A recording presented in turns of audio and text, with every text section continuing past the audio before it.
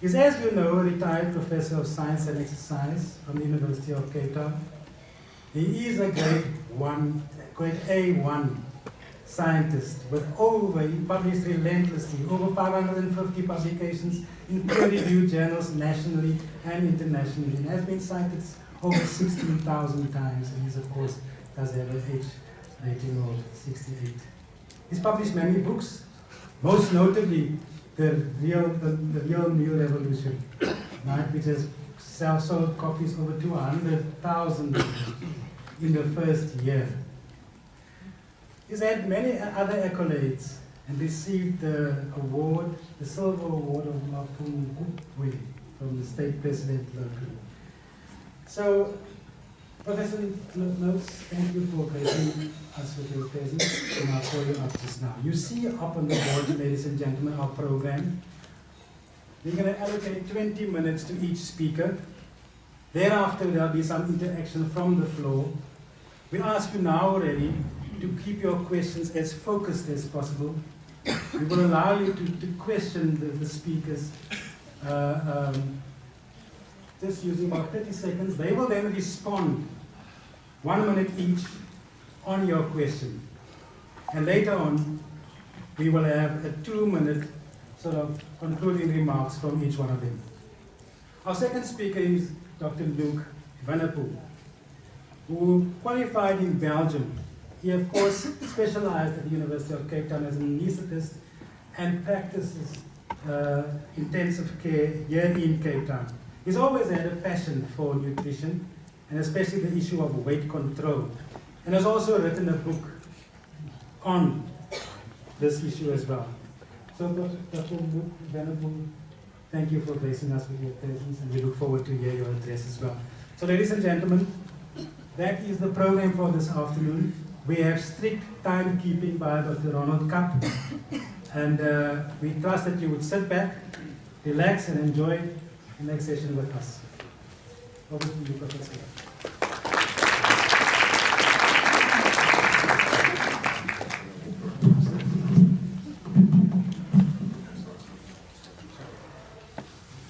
Well, thank you very much. It's a great privilege to be here today. And I can't talk about the slides because I'm too stupid, so I'll just wait for the first slide to come up. But it's a great privilege to be here, and I know many of you have your own opinions of me, but I hope today we'll be able to change those ideas. I want to talk to you about insulin resistance because that's the disease you really need to understand, and unfortunately we don't talk about it at medical school. So, sorry, could I have them, how do I change slides?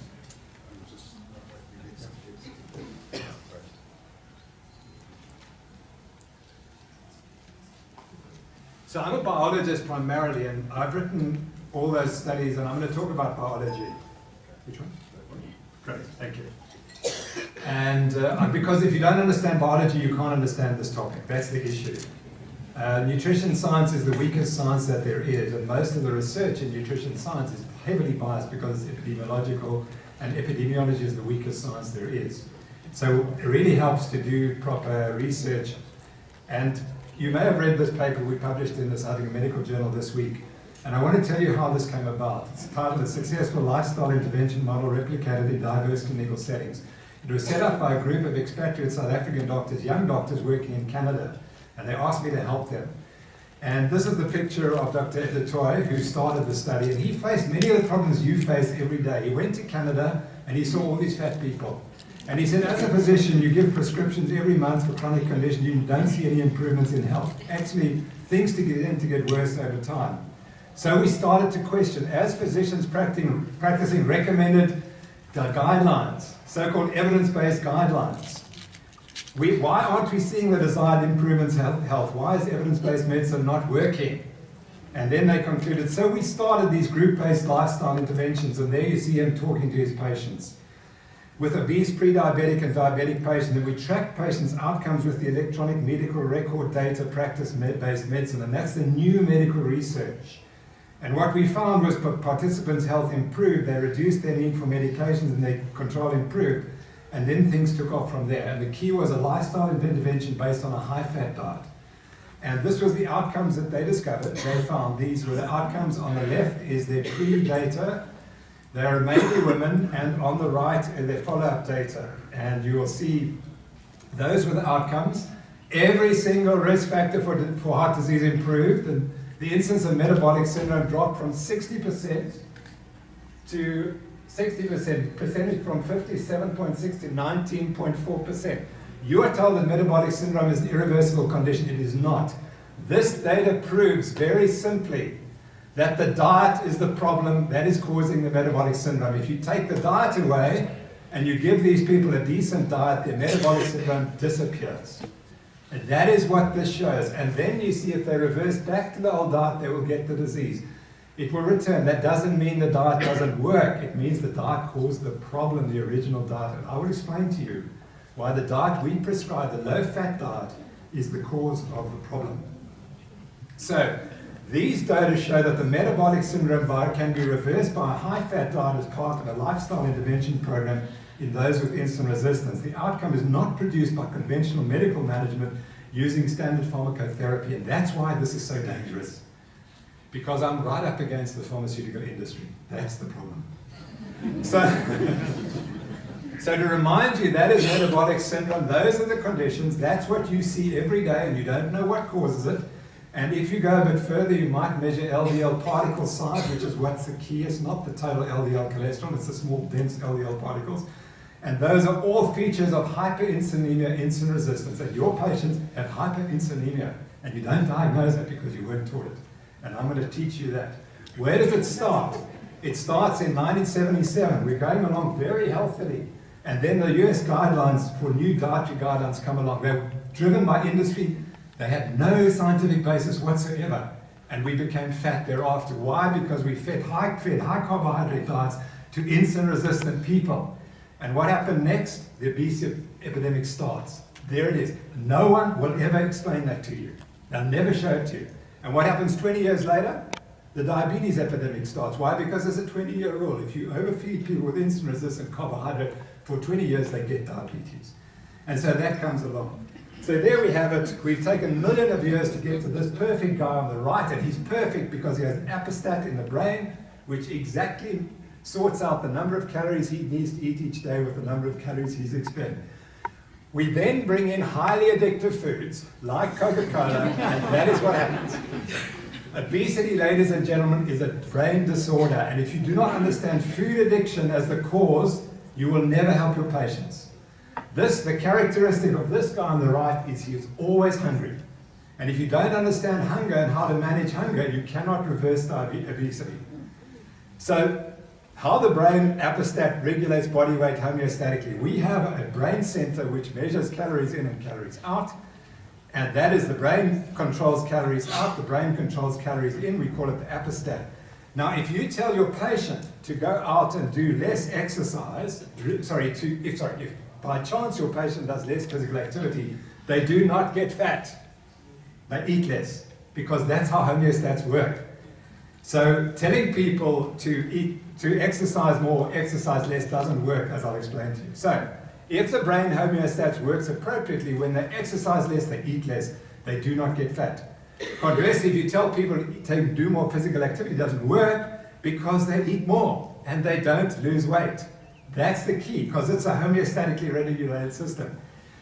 Only when the homeostat fails do you then get obesity. And that's key. You have to understand it. So it's in the brain. The problem lies in the brain. If, however, you eat too much, you don't go out and do more exercise. There's no effect. So that is how gluttony starts. And ultimately, as you become more fat, you become slothful as well. And that's the key. And that's why we know when we work with patients, we do not tell them to exercise. We tell them, get your nutrition right, and then when your weight's off, we will get you to lose weight.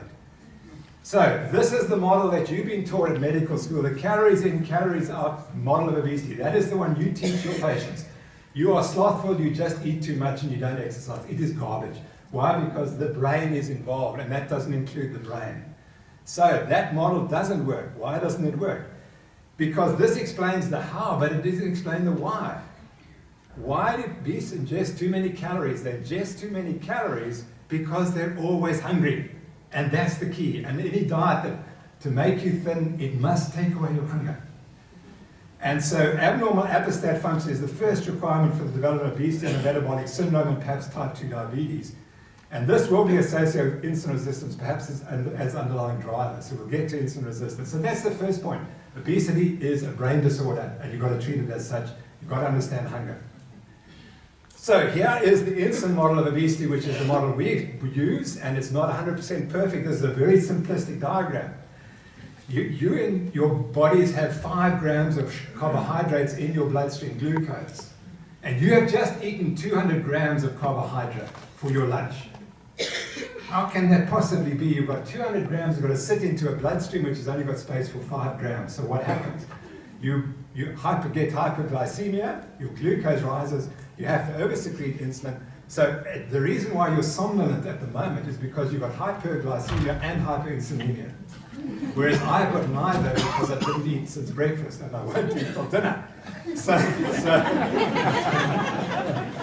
So you've got hyperglycemia, hyperinsulinemia. What does the glucose do? The glucose and the insulin is driven into the liver, where particularly the sucrose that you had, the sugar you added, the innocent sugar, which is highly addictive for your brain, goes directly to fat in the liver. And with fatty liver is a key problem. And then that carbohydrate is stored as fat because insulin is the fat-building hormone. So the insulin drives the fat into the fat cell, but worse, it is also the hormone that prevents fat oxidation. So if you ate carbohydrates for lunch, you are now burning carbohydrate, not fat. And that fat is stuck, it's locked in the fat cells, you cannot access it. The other thing that the insulin does is it inhibits leptin's effect on the brain, which should be satiating you. So now, instead of being satiated from your fat cells, you become hungry again. And much worse, the more insulin you secrete, the more insulin resistant you get. Insulin drives insulin resistance. So every time the carbohydrate you ate for lunch is making you more insulin resistant tomorrow. And you do that over 20 years, you get type 2 diabetes. So that's the problem, is the carbohydrates that are driving the hyperinsulinemia, which is causing the problem. So, and we were taught that in medical school. This is Guyton's textbook. All the excess carbohydrate that cannot be stored as glycogen are converted under the stimulus of insulin into fat and stored in adipose tissue. So every time you eat carbohydrate, you prevent yourself losing fat. So insulin increases the conversion of excess dietary carbohydrate to fat, but more importantly, it prevents the release of fat from fat cells for use as an energy fuel. Thus, insulin drives fat into the fat cells and prevents its release, etc. And that's why your diabetic patients become progressively fatter when they inject insulin, because they make themselves more insulin resistant, and you take them into even worse type 2 diabetes. So this is the problem in modern medicine, is we treat what we see up here and we ignore what's underneath there. And what is up there is arterial disease, and I want to make the point that type 2 diabetes is a disseminated arterial disease. That's what it is. It's not about glucose and insulin, it's about disseminated arterial disease. This is the disease the low-fat diet has caused. And so anyone who tells you the low-fat diet prevents arterial disease is talking rubbish. It causes arterial disease. So we have diabetes, we have obesity, we have hypertension, we have gout, and we have the real atherogenic dyslipidemia, which is hyperinsulinemia, etc. That is what you should be treating, not cholesterol. Treating cholesterol is a complete waste of time, and I haven't got time for that one. So what you do in medicine is you treat what you see above the surface and you ignore what's high below. That's insulin resistance. Every one of you and every your patient is either at this end, you're normal, or you're carbohydrate intolerant. I have type 2 diabetes. I got it courtesy of the guidelines. I ate a high carbohydrate diet for 33 years. I ran marathons. I got type 2 diabetes because my father had type 2 diabetes. I sit there. If you sit up here, you're fine. You can do whatever. You can eat what you like. But most of us don't. And at my age, 67, about 65% of the population are insulin resistant or diabetic or pre-diabetic. And we have to eat differently. So here you're insulin sensitive, and so a lot of the people talk about, of course we can find athletes who do very well on high carbohydrate diets, but they're the utterly minority.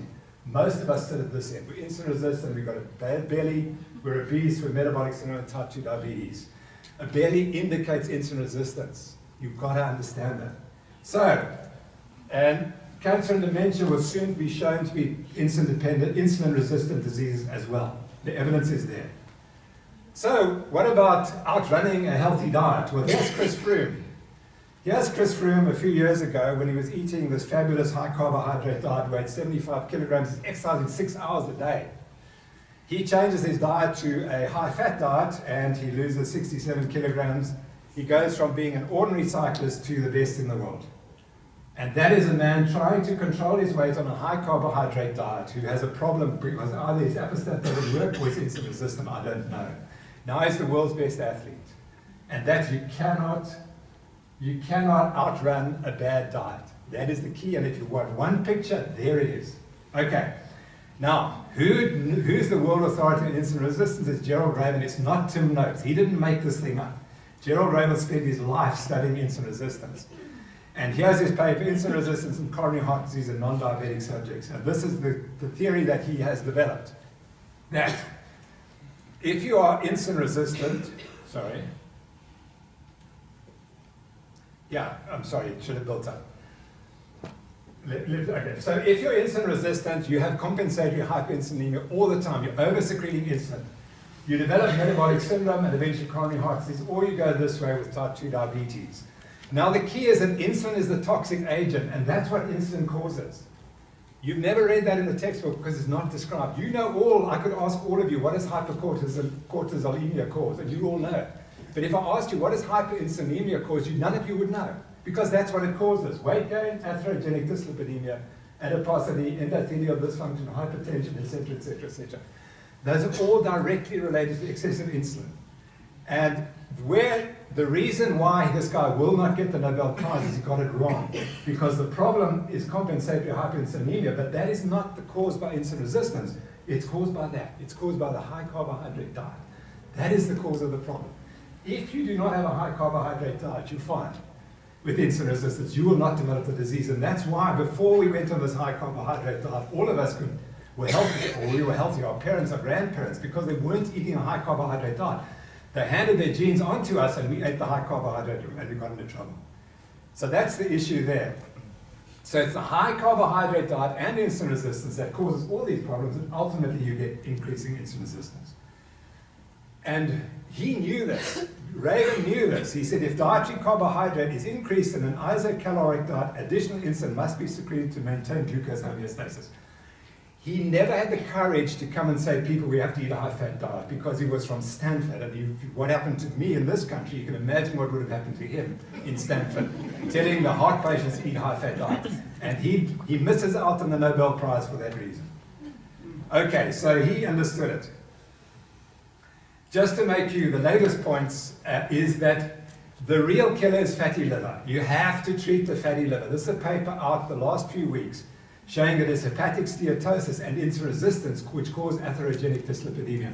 It is not the fat in the diet that is causing atherogenic dyslipidemia. It's the carbohydrates in people who are insulin resistant who've got fatty liver. And so this paper was published and it says, taken together, worsening insulin resistance and atherogenic dyslipidemia may be the key mechanism explaining the increased cardiovascular risk in patients with non-alcoholic fatty liver disease. 2/3 of people with NAFLD die of arterial disease, not of liver disease. In summary, we've demonstrated that liver fat accumulation in the setting of insulin resistance and not the degree of overall obesity is the main factor associated with worsening atherogenic dyslipidemia. And the cause of NAFLD is carbohydrates in the diet, it is not fat. And we got it completely wrong. So, what happens when you are insulin resistant is the following. It presents, in my view, as a genetic predisposition, as I had. It gets progressively worse with age because we eat all this carbohydrate. And the key abnormality is a liver that's pumping out glucose. My type 2 diabetes, I'm pumping out glucose all the time from the liver. And taking in additional carbohydrate just makes it worse. You have a reduced capacity to store carbohydrate and use it as a fuel. And so we always have high glucose and high insulin. Please start testing your patients for hyperinsulinemia because that's the key to their health. If you don't know what the insulin status is, you don't know how healthy they are. You have to know the insulin. And you increase conversion of excess in carbohydrate into fat in the liver, non-alcoholic fatty liver disease, and into blood triglycerides, etc. And you reduce your HDL and you raise your LDL, the small dense LDL particles, and that's it. That's why insulin resistance is the underlying condition for most of the patients you treat with chronic disease. And you haven't diagnosed it because you haven't been taught about it and you don't understand insulin and you don't measure insulin in these patients. So to final slide, here's a paper which was published recently from Belleville by some Stellenbosch scientists. And I want to show you, this is the typical patient, probably coming to see you, but coming to see the doctors in Belleville.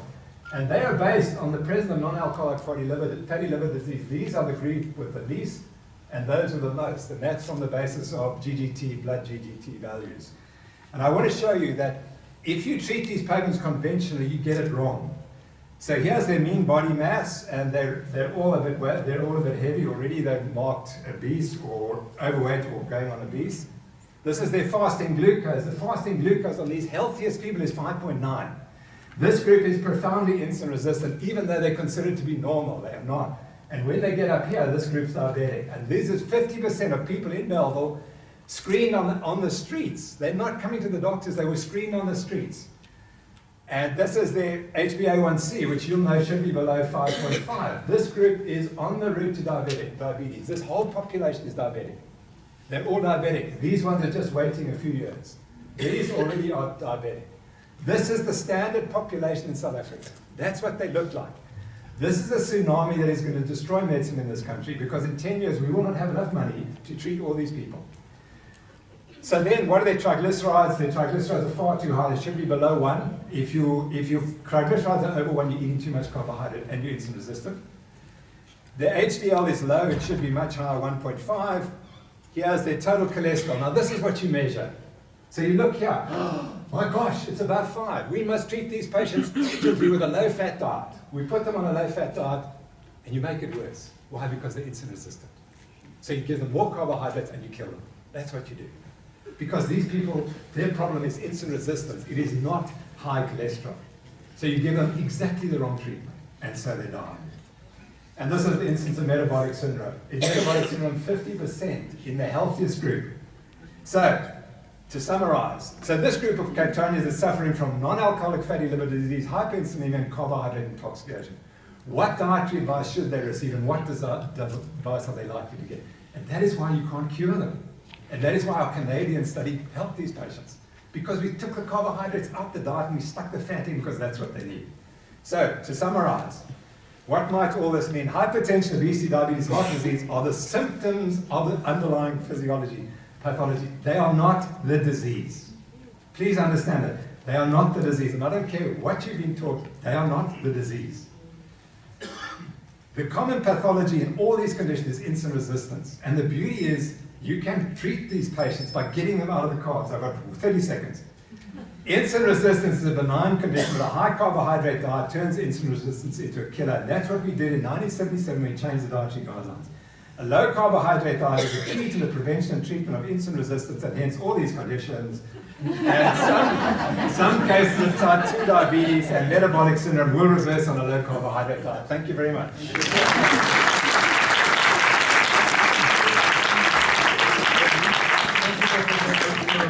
Thank you for sticking to the time. Thank you very much. The next speaker will come forward. Thank you. Ladies and gentlemen, I have good news.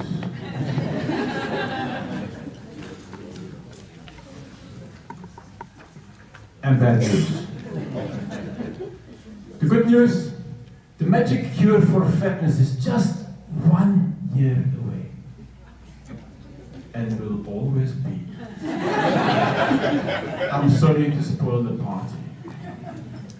What does our diet have in common with that of our ancestors? And you know this slide by now. We've always been on a seafood diet. And I know this is a lame joke, but it's very prevalent, it's very pertinent. For example, times have changed. When we went to the movies until the 1960s, that's what we had. If you go to the movies now,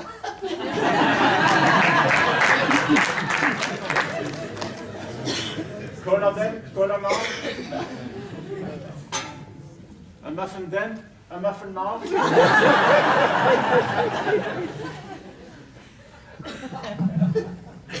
And here are some more examples. Check out the chocolate, for example. This supersizing also goes for what we eat at home. The 1950s cookbook stipulated to serve 6 to 8 people, and nowadays with the same quantities we just serve 4 people. We think that the portions we see around us are portions that are recommended, and they're not. They are 1.5 to 5 times too big. We are subject to portion distortion. We're eating too much and we don't realize it. To make matters even worse is we now don't cook at home anymore, we take the family to the kids fattening center. Until the 1950s, when we wanted to eat 500 calories, that's what we ate. And nowadays, that's what we eat. We're not only eating too much, we are also eating a colossal amount of rubbish. And people always ask me how I stay slim, and the answer is very simple.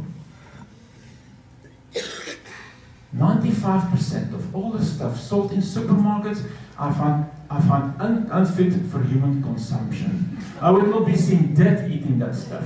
And yes, it is so ubiquitous and so widely eaten that if a space alien came to Earth now, it would think this is one of our essential food groups. There is one item that deserves special attention, and that is sugar. There is nothing wrong with sugar. Life would not be the same without it. But there is something wrong with our overconsumption of sugar. And the World Health Organization finally has woken up to that, and I suggest our maximum intake of added sugar per day should not be more than 25 grams, which is back to the 1800s. That's a small Coca-Cola, by the way. How do we consume so much sugar? It's not just in the tea and the coffee. Until the 1960s, we had a sweet treat once, maybe twice per week. Now we have that 3 to 5 times per day. There are 80,000 different food items on supermarket shelves. 60,000 of them contain sugar. Who would have thought there is sugar in salad dressing, instant soup, and baked beans? Who would have thought there is more sugar in sweet chili sauce, spare ribs, and in ice cream? To make matters worse, is low-fat products often contain more calories because there is so much sugar in it. Keep also in mind when you see a low-oil product, it doesn't contain no calories, low carb, low whatever. It doesn't contain no calories. It just contains 10 to 25% less calories, but we confidently eat 34% more of it. And the most ridiculous thing I've ever seen is low-fat jelly babies. There is a war on carbohydrates going out on there, but there is nothing wrong with those things. There is something wrong with what the food industry did to them, and they would. Selling this, they make 5% profit. When they process it, add value, they make 20 to 200% profit. Cup of corn for breakfast, no problem. Eating what they do with a cup of corn, big problem. You take that poor innocent kernel of corn, they take the hull out, they take the germ out, they overcook it, they pulverize it, they add a ton of salt, they add a ton of sugar, they spray vitamins over it so the box doesn't lie, it's full of added vitamins. Why did they not leave the vitamins in the first place? This stuff is so processed that laboratory rats who ate the box were better nourished than those that ate the contents. And this stuff we give to our children, this is child abuse. Bread is now also bad. We've eaten bread for 10,000 years since agriculture exists. Bread is in our daily prayers. Bread is in our idiom. I eat bread every single day. I got 5% body fat. So does bread make you fat?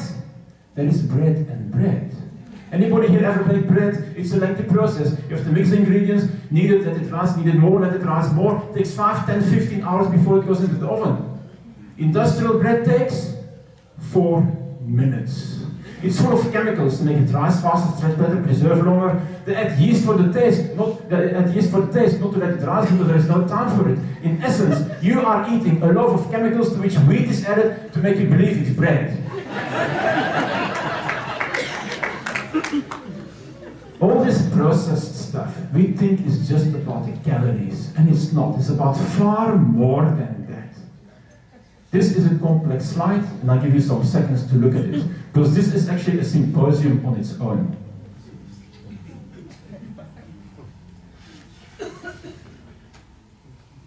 A couple of hours already after eating processed stuff, your gut microbiome has deteriorated, and that in itself can directly lead to obesity.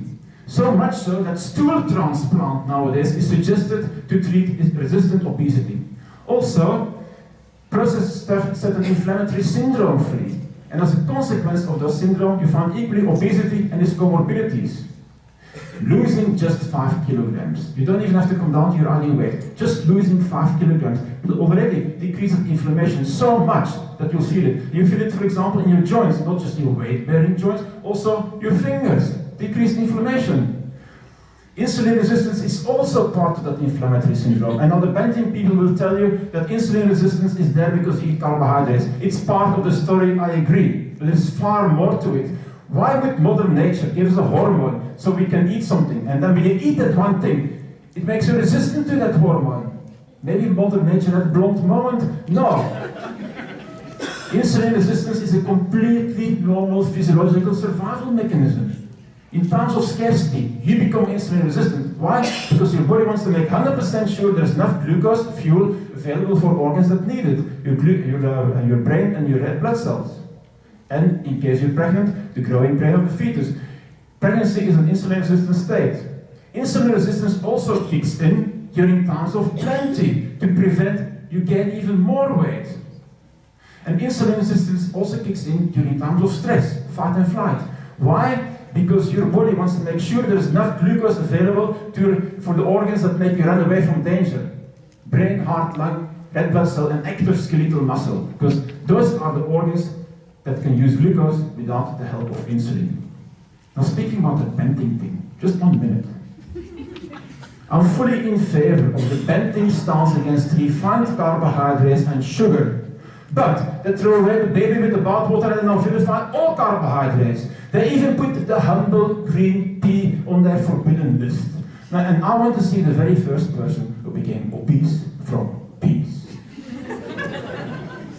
Benting is nothing new. It's a 19th century diet that's been tried over and over and over again, and it never worked. It's the same thing as the Atkins diet. Anybody knows Atkins here? His book was for 10 years on the New York Times bestseller list, and I do admit, when I read Atkins' book for the first time, in 2000, I was fascinated.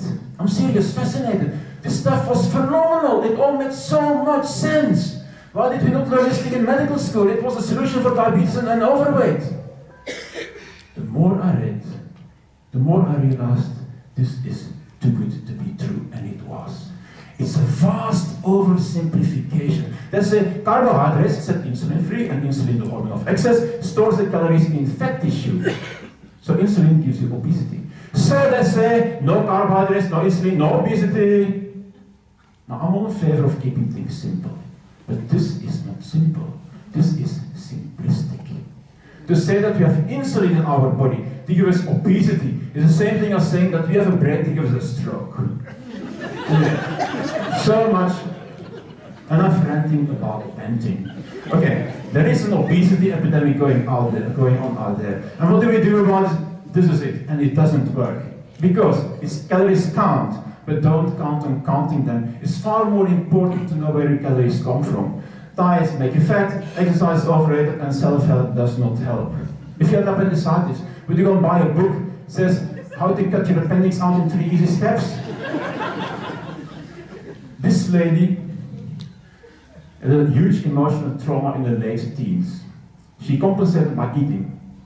She spent her whole adult life being morbidly obese, and she tried the self-help thing over and over again. At age 58, she came to our weight loss surgery clinic, BMI 65, on 20 different medications. I did not send her to surgery. I sent her to the dietitian and the nutritionist and a psychologist. She's been followed up regularly, lost 65 kilograms in 2.5 years, and what's more, that's her 7 years later, she kept her weight off. When you struggle with your weight, go to a professional, a real professional. Exercise is overrated. Doc, I got fat because I hurt my knee and I couldn't exercise anymore. Sorry, buddy, you got fat because you eat too much and you eat rubbish. 80% of weight control comes from what you eat and 20% from being active. But exercise is extremely important for good health and especially cardiovascular health. And for emotional eaters, it's a fantastic mood stabilizer. Diets make you fat. If you go on a diet, you double your chance for becoming overweight long term. Because your body doesn't like diets. Diets are all about depriving, whereas food should be about providing. Successful weight control does not come from restraint, but from relaxed restraint. Do allow yourself a treat now and again. That's now and again, not 5 times per day. For example, you go on the 100-day no chocolate diet and you stick it out, well done, congratulations. What are you going to do on day 101? You're going to celebrate, and with what? With broccoli. I've been negative so far, 10 more minutes left and I'll be positive from now on. What does science say you can do to control your weight? First of all, know yourself. For a couple of days, write every single thing that you eat and drink down, but be honest, because if some patients really what they eat, really eat and drink what they wrote down, they would have to be treated for anorexia. Good. Next thing that's important is not only why we eat, but also when, how much, and what. Why do we eat? Because we're hungry. That's 50% of the story. But 50% of our eating sessions are actually initiated by hedonism, the seafood diet, remember. Your body is such a fantastic and complex organism, relentlessly tries to keep you to your ideal weight. But we, as relentlessly, are obstructing our body in its efforts. And can we please stop doing that? Can we please start listening to our body, to our hunger and satiety signal? If you had a nice main course, you had enough, don't eat your dessert. If you want dessert, have dessert, but make sure you eat a smaller main course. Next thing that's important is when we eat. Those mice started out as thin mice. They received the same amount of food and the same type of food, and yet one set became obese. The mice that remained slim,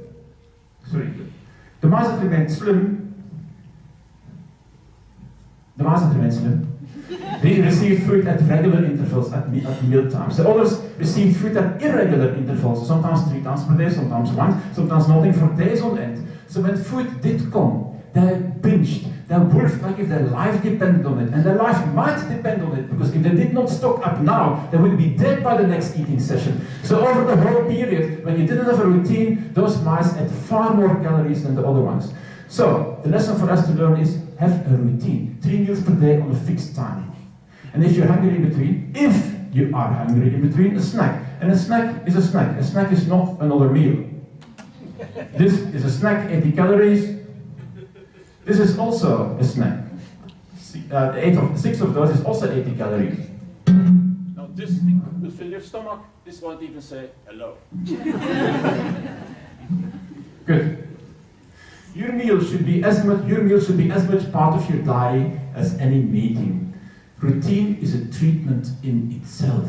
It's far more important than calorie counting. Next up is how we eat. Those mice started out as thin mice. They received the same type of food, the same amount of food, and at fixed times, and yet one set still became obese. The mice that remained slim were put in a stress-free environment.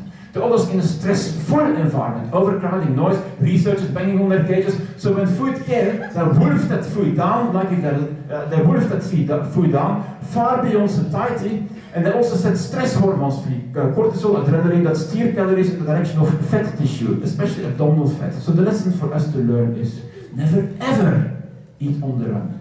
Meal times are time out. When you eat, you eat. Sit down on the table, crockery, cutlery, serve it, tumbler. No Twitter, no Facebook, no newspaper, no nothing. When you eat, you eat. Also, stretch your meal out for 20 minutes, because that's how long it takes for your satiety signal to kick in. Next is how much we eat. If I would eat every single day, one Oreo biscuit on top of what I normally eat, that's 90,000 calories in 5 years, 50 calories per day. I would not look like that anymore, I would now look like this, 20 kilograms overweight. And it looks like the guy who photoshopped me also thinks that Oreo makes you lose all your dress sense. Okay, that doesn't happen, of course. Your body can compensate for small variations. But what does happen, and science has shown that we become overweight because we eat about 300 calories too much every single day. Which is 6 Oreos, 2 Coca-Colas, or a bar wine, or just too much on your plate. Let's exercise portion caution. Earlier I told you about portion distortion. So how do you know what a normal portion is? Well, help is at hand. Your meal should fit in your cupped hands. Couple more tricks. Eat from a smaller plate. It's going to look like if you have more. You automatically eat 25% less without even trying.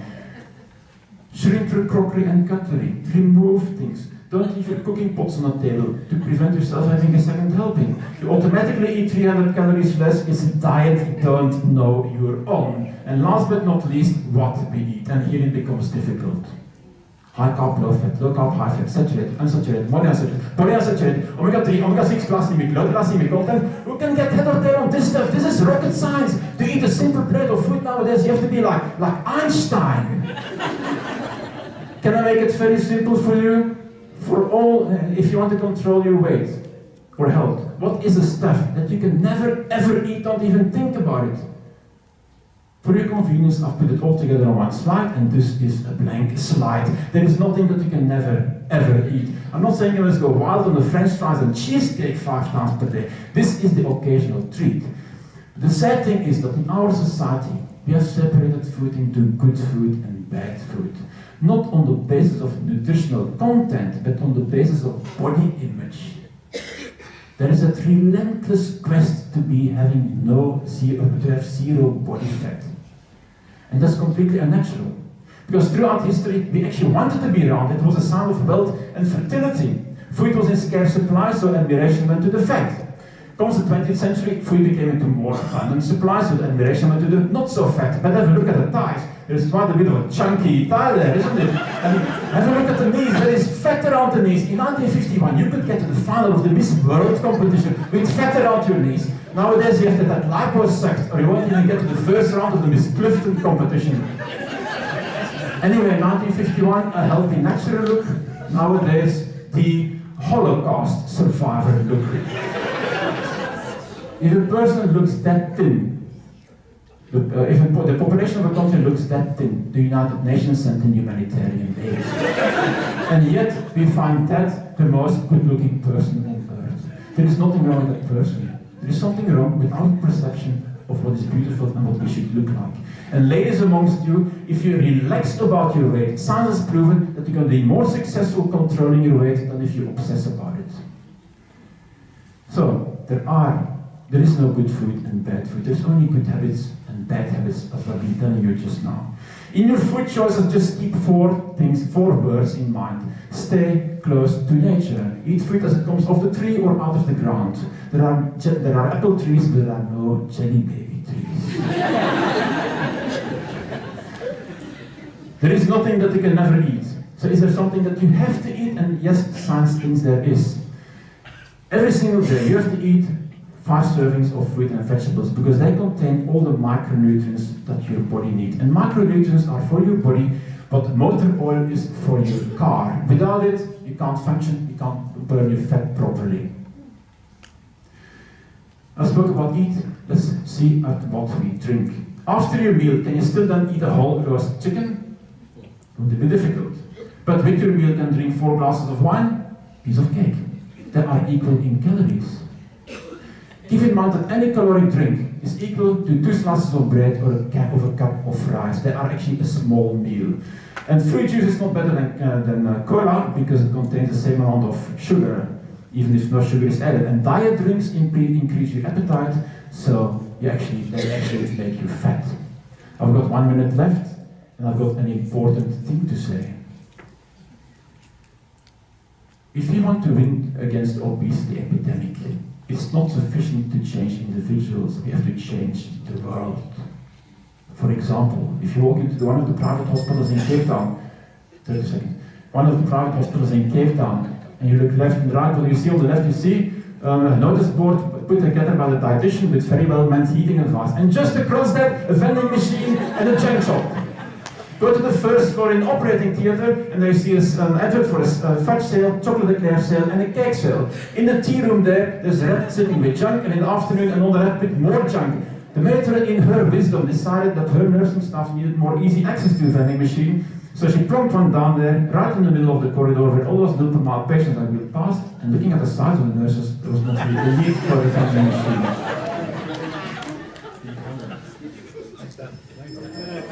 Okay, thanks.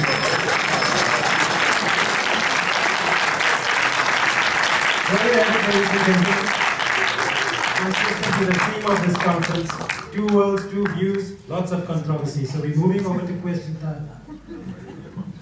Anybody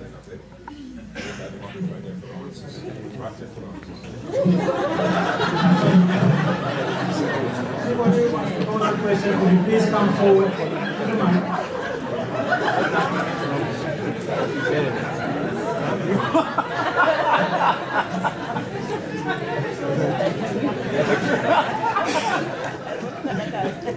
First question to the speakers. Any speaker? Thank you, Professor Knox. I just want to find out, if you say high-fat diet, does it mean all types of fat, even the saturated? And when you say low carb, how low? Thank you. So every speaker will have 1 minute. When you eat fat, you get all fats. You get saturated, mono, and polyunsaturated. There is no such thing as saturated fat in a food. So there's probably more fat in avocado, there's more saturated fat in avocado than in bacon, for example. But you're never told that. Because, oh, avocado is healthy, but bacon's unhealthy. But you're never told that the saturated fat content is high in plant foods as well. So that's point one. Point two, the whole point about insulin resistance is, if you're like me, you may only eat 25 grams of carbohydrate a day. You may not eat 26 grams, because every time you over-secrete insulin, you just get sicker. So we choose people to eat between 25 and 200 grams. If you're a world-class athlete like Chris Froome, you can eat 200 grams. When you're cycling, not when you're not cycling, on the day he rests, he eats 50 grams a day. But when he's racing, he eats 200. And no one in the world needs to eat more than 200 grams a day. And the more sick you are, the less you eat. And it's absolutely marginal. Our patients who lose 80, I've got a guy who's lost 130 kilograms. I've got a picture of him if you want to see him. He may not eat 26 grams, because as soon as he eats more carbohydrates, off he goes again. It's addictive. It's addictive, carbohydrates. Thank you very much. Okay. Our standing in saturated fats is probably not based as much in science as we thought it was. However, a low-fat diet is maybe not all that healthy, because you need fat in your diet. But what is a low-fat diet and what is a high-fat diet? The most recent recommendation, we can go from 2000 till now, when the progress on saturated fat, unsaturated fat, but the most recent recommendation from the American College of Cardiologists is that if you have to choose, or if you have to change saturated fats by anything else, you can decrease it by changing to monounsaturated, and you can decrease it a bit, your cardiovascular risk decrease a little bit less by changing to carbohydrates. And they are actually the first body that looked at refined carbohydrates and complex carbohydrates, or natural carbohydrates like you find them in nature. That is extremely important. So yes, if you go low fat and you change it by refined carbohydrates, you set that inflammatory process free that I told you about, and that's probably what it is about. Next question, please. Hi, good afternoon, Prof. Knox. We have a question here from our group. How exactly do you test for insulin resistance? Are you testing the insulin levels? When are you testing them? Fasting levels, postprandial? How exactly do you test? Okay, the easiest way is to start with HbA1c, glycated hemoglobin. You should know the glycated hemoglobin on every patient you have. Once it's about 5.5, that person is moving towards diabetes, and the more carbohydrate they eat, the quicker they will become diabetic. Diabetes is completely preventable if we knew everyone's HbA1c and we cut the carbs as soon as they go over 5.5. Diabetes is a disease that develops over 20 years. It does not happen tomorrow. We treat it as if it's going to happen tomorrow, and then we'll give insulin, you'll be fine. Once your patient's on insulin, they're going downhill, their mortality is worse. So that's the first thing. The key is to measure insulin 2 hours into a glucose tolerance test. If it's above 30, that person is insulin resistant. We look at the glucose curve, that's a waste of time. Because it's a disease of insulin hypersecretion, you've got to check what's happening to insulin. You can have a normal glucose tolerance test, but you're hyperinsulinemia. And then the next thing is you get an abnormal glucose tolerance test. So insulin at 2 hours, or fasting insulin above 8 is also a factor. One of the most important things is not just treatment, but also prevention. Frank Hu has published a lot about Chinese people. Now, rural Chinese, they eat 90% of their diet is actually carbohydrates. We must strongly differentiate between carbohydrates eaten by normal weight people with normal BMI and those of increased BMI. The studies are quite clear about this. Right, there's probably a combination going on of refined carbohydrates, of the inflammatory process from processed food and food preservatives, also from obesity itself, hypertension, stress, whatever. It's a combination of things. You can't just look at one thing in isolation. That is actually pretty short-sighted. The secret is actually to prevent it to get worse. So I don't think we should just look at carbohydrates, and the studies unfortunately don't differentiate between the different carbohydrates. But if you cut your sugar and refined carbohydrates intake down, you already get a long way. Thank you, Prof. My question is regarding the sugar addiction. People are more sugar is eating, more craving for the sugar. And sometimes the patient demand, if I will say stop the sugar and say any substitute for it. No, you have to cut the sugar taste. You've got to get, I just totally disagree. You may not eat sugar, full stop. Sugar is addictive, and you just get worse and worse and worse. And so as soon as you go back onto stevia or something else, you retain the desire to eat sugar, and you can't afford to do that in your highly sick people. I can promise you, all your morbidly obese people have a sugar addiction. And they have to cut all sugar and all sweet taste. That's the key to the Banting diet. Is you learn to like real foods and you don't look for the sugar high. That's the key. You get rid of that sugar high and then you can control your weight. As long as you're taking in sugar and bread and potatoes, those are highly addictive foods. And the person just goes back to the addiction. Small anecdote out of my own life. Once I went on the Banting diet. Before Banting existed, by the way, in the year 2000, it was a gym friend of mine that put me onto it. So for a whole week, I had high fat, high protein, whatever, but no carbohydrates, contrary to what I normally eat. I stuck it out for 7 days, went to play tennis, my legs didn't move, they were dead, I couldn't move anymore. That week, I've never been so hungry. I was continuously hungry. When I came home, after a week, I said, this is not for me, I'm going to start eating carbohydrates again. I ate 23 slices of bread, with bread and honey, 23. So when I mentioned that to one of my colleagues who was on the Banting recently, he said, no, you see, there's a proof you were addicted to carbohydrates. I told him, yeah, I was addicted to carbohydrates the same way that I was addicted to oxygen. You know that whole thing, the MRI, functional MRI scan that lights up, is your dopaminergic system. That thing also lights up when you eat a juicy steak. It's something that lights up when you like something. It's not related to carbohydrates or addiction as such. I just think it's very dangerous to say that because that's simply not true. There is highly evidence for highly addiction to sugar.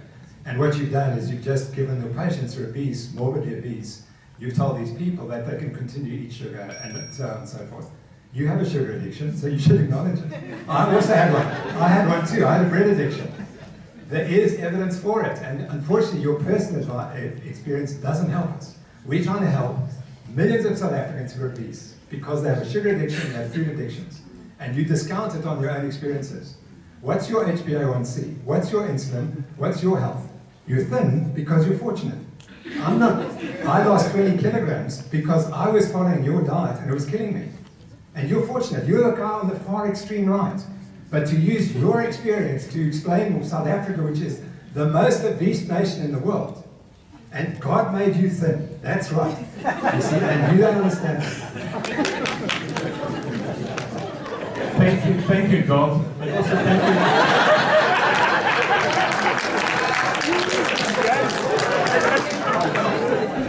Thank you to my mom. So she told me proper eating habits and she told me to eat bread from the baker and not from the industry. Okay, now all that addiction thing, it might be true, it will never be proven. However, when you say addiction, you give the power out of your own hands. You give the power to sugar. Take the power back and say, now and again, allow yourself a treat, because you cannot go without a treat forever. You just, it's like treading water. One day you will sink. So in other words, an alcoholic, you say, okay, you can have an alcohol, some alcohol once a week. Unfortunately, sugar addiction is like alcohol addiction. Sugar is more addictive than cocaine and heroin, and people understand it. Please understand it. And I will bring, you can give you the evidence for that.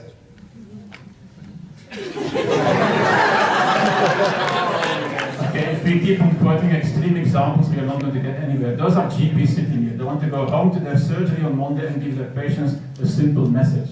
I'm saying that if you tell your patients, never ever eat sugar, You know what they're going to do? It's like telling a child, don't put your hand on the hot plate. The first thing they're going to do is put their hand on the hot plate. You can't do that. Yes, maybe sugar is addictive. But by telling them, never ever eat sugar, it's going to be more in their mind, and that's been proven as well by psychologists and not by dietary studies. It's going to be more in their mind, and it's going to be more attracted to it. Thank you very much. Questions, please. Hi. Thank you very much for a very interesting topic. I want to ask on the topic of children.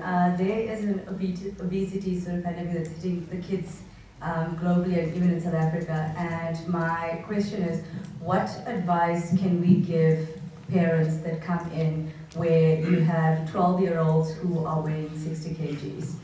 I told you about change the world. Changing the world is difficult, you can't change the world. But you can change, in the meantime, your world. You can change what you put in your shopping trolley and what you surround yourself with at home. You know Coca-Cola? I never knew it was fit for human consumption until the age 10. My dad put his rusty tools in there to de-rust them. When I went to a birthday party, I see that people actually drink Coca-Cola. If you're not going to give a good example as a mom to your children, those children will become obese adults because they learn bad habits right from the start. What's the patient's HbA1c and what's the insulin? What's the fasting insulin? That's a classic insulin-resistant patient.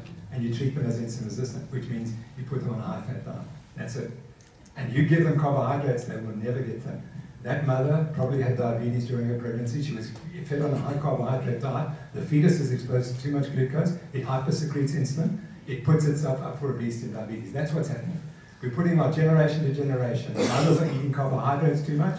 They're insulin resistant. They get worse. They raise children. They don't breastfeed. They put them on high milk, which is full of sugar, and they put them on the cereals from the age of 6 months. And you wonder why they're obese, because they are insulin resistant and they're eating masses of carbohydrate. And that's why I'm before the HPCSA, because I said we've got to stop that. We've got to put them on real foods.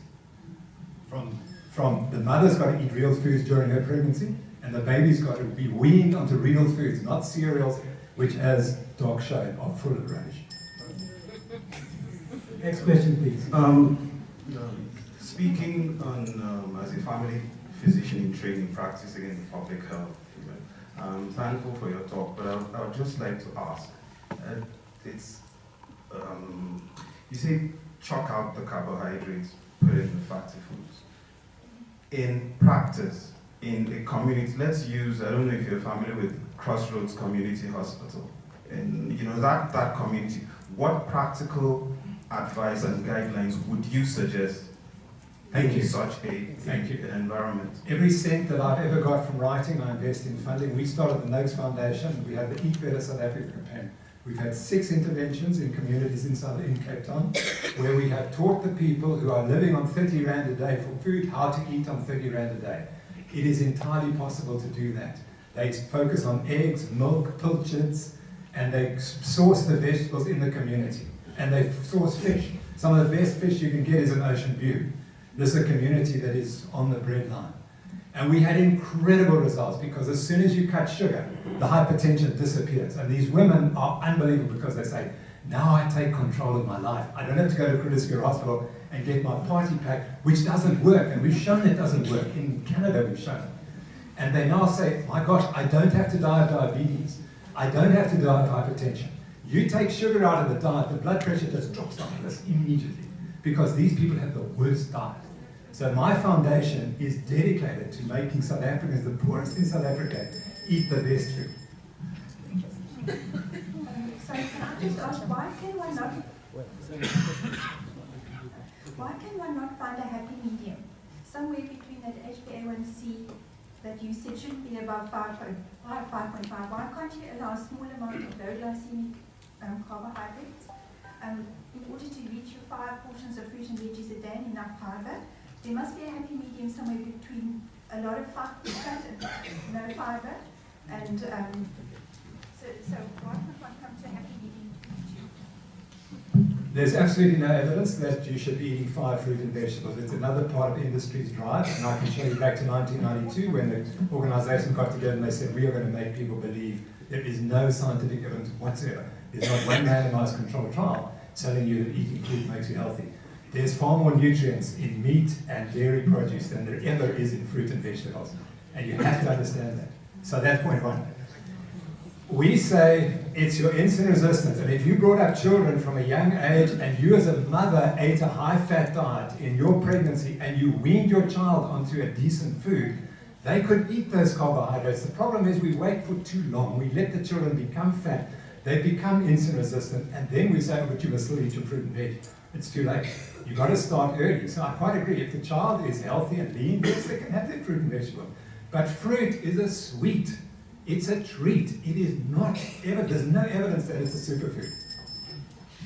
Okay, right. You have to replace your carbohydrates by something else. So you end up with eating high fat.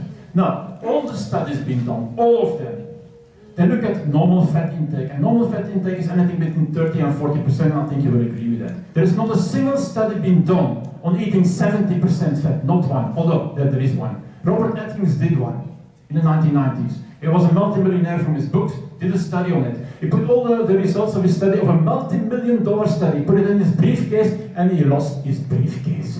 That was in the time of photocopy machines and the internet, not the internet, but the computers. All the studies, Mozaffar and all the other ones, they look at fat intake below 40% of total calorie intake. To say that it's safe to go and eat, to go and eat 70% fat is never been proven. You smoke 2 cigarettes per day, you're not going to get lung cancer. Smoke 1 cigarette per day, 50% less, incidence is going to be the same. Does it mean that smoking is healthy? You can smoke 40 cigarettes per day? Not at all. You conclude the wrong things. It's not by saying that you decrease fat intake and you don't see a difference in cardiovascular disease, that it means that you can increase and decrease your risk of vascular disease. One of the problems when you debate someone who doesn't know the literature is they make statements which are fallacious, or utterly fallacious. There are 50, shut up. There are at least 50 randomized controlled trials in studies with people eating 70% or higher fat diets. 50, if you don't know about them, it's because you don't know the literature. So it's very frustrating when people get up and say that sort of thing, and then Mr. Atkins. Dr. Atkins funded the first studies of high-fat diets, which are published by my friend Dr. Westman, Dr. Volek, and Dr. Finney. And please, go on the internet this moment, type in Westman, Volek, and Finney, and see how many clinical trials did Dr. Atkins publish. And then he says he kept it in his pocket. He didn't. He invested $50 million into research of the high-fat diet. And sir, if you don't know that, you shouldn't say these things which are untrue. Can I make the next question? So Michael, firstly I want to compliment both of you. Questions, researchers, just for the courage to stand up here. So the International Health Metrics Association, which is actually funded by the Bill Gates Foundation, came up with what they asked was, what is the most common cause of premature mortality?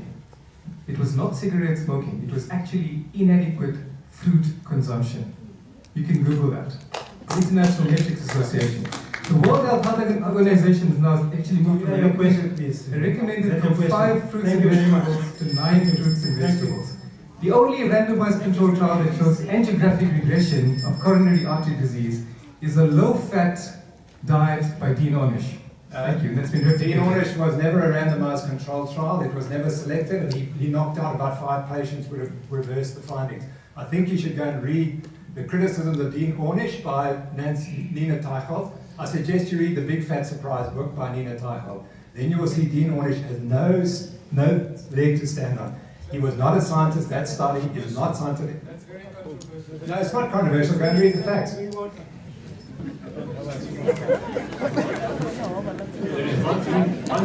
one thing that you have to keep in mind to actually come to a definitive conclusion of what you eat and what you should not eat. We actually have to lock up people for 100 years in laboratories and look at millions of people. Then you can find actually indeed what works and what doesn't work. At the moment, what we do is we take one thing out and then we start coming to conclusions from that. I fully agree, science is the most infantile way to approach nature, but it's the best way that we have. And also, does it make sense to only eat high fat? We have chimpanzees, our closest living relative, has 2 genes coding for amylase.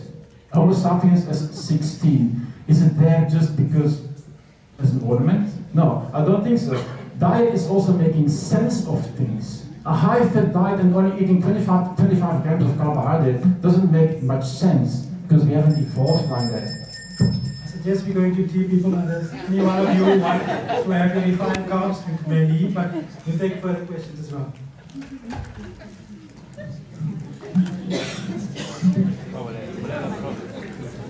So I have a different question for you, Professor Noakes, and that is the study that you mentioned, the very first slide that you put on was a misrepresentation. Number one, you did not present your conflict of interest, which was one of the authors was affiliated to the Atkins.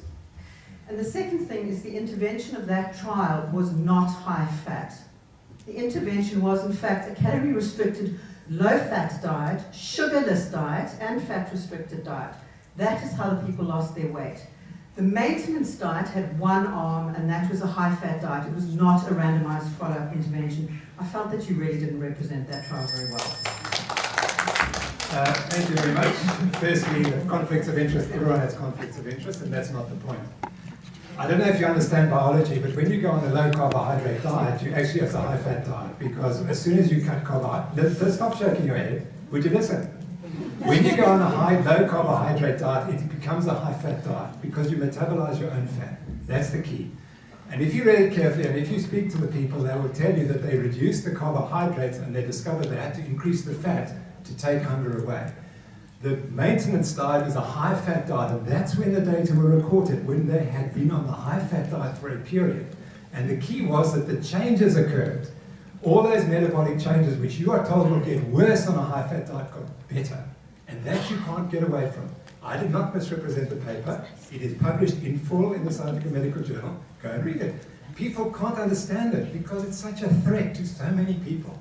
Just read it. You know, if that was a drug, you guys would be out prescribing that drug tomorrow. But it's not a drug, it's an intervention. And that's the problem. It's an intervention that means you don't have to take drugs anymore. One has to make the difference between cause and correlation.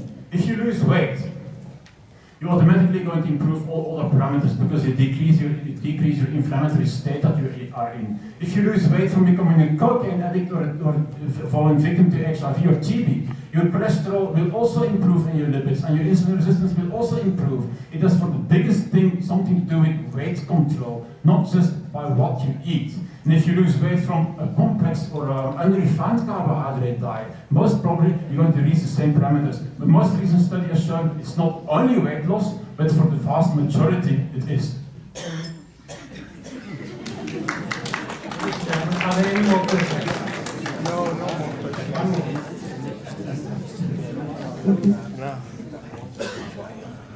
First off, no one here is qualified as either of you, actually probably even nobody else in this room. What I want to understand is, and I've heard both of your debates, what about the nations of people that exist very happily on lentils, brown rice, these kind of things, who are very healthy, who have low rates of obesity and low rates of these degenerative diseases? Are you saying that what you're advocating is simply for our Western society? I'm just trying to understand, because I don't see why we should demonize foods like these types of very healthful whole food. So which communities are you talking about? I'm talking about communities in India and Pakistan. So India has the highest incidence of obesity and diabetes compared to China. China and India now have the highest rates of obesity in the world. And they're highly insulin resistant. And the most healthy Indians are those who eat in the north, and they've had much more protein in their intakes. So, but I quite agree with you. It was possible for humans to eat high carbohydrate diets and be healthy. And as soon as they changed, I quite agree with Luke that they changed the gut flora, and then you've got real problems. But the best examples are in the Pacific Islanders, and those people used to eat just coconut oil and fish. And as soon as this new diet comes in, they've got their obesity rates have just shot through the roof. It is true, you can eat a high carbohydrate diet, you can eat a high fat diet and be healthy.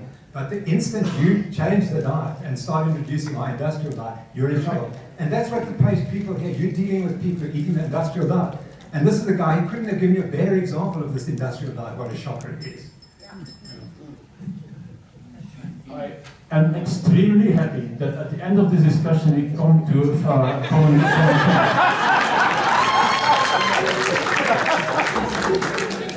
because I fully agree with that. Okay, we have fallen off the wagon in what we eat. But why do we have to go further off the wagon by going into an extreme? Why can't we go back to what we used to do before we had all those Western diseases, like you quote in China over there? Why can't we surround ourselves by healthy food that is not processed? That's what I do, and what most people do that are stay healthy. Walter Feimas published a study about it in 2011, and he came to the same conclusion. His conclusion was not sexy. Eat fresh food, eat nuts, seeds, fresh fruit, fresh vegetables, not too much meat, not too much fat, unrefined grains, and you'll be fine. Let's go back to that. We will now end concluding remarks from the two speakers. First, for 2 minutes, will be Dr. Van Oel. Thereafter, Professor Knox. Okay. We would all like to believe in Santa Claus. So do I. We would all like that to be something extremely simple, that keeps us slim forever, that keeps us young forever, that prevents all diseases known to mankind, that prevents hair loss, that prevents wrinkles, and by the way, while we're at it, that also cures flat feet. We would love that, but that doesn't exist. Have you ever seen a fat squirrel or a fat hyena or a fat cheetah? No. Those animals know what to eat without randomized control trials. And you know what? We also know what to eat. We just don't do it. Science should be accompanied by sense, right? We all know what to eat. But the unsexy message of what to eat is sort of a background buzz that nobody looks at anymore, because it is now overwhelmed by that excessive noise of exaggerated claims. So what I did in my presentation is bring you back to that background buzz. Eating what you should.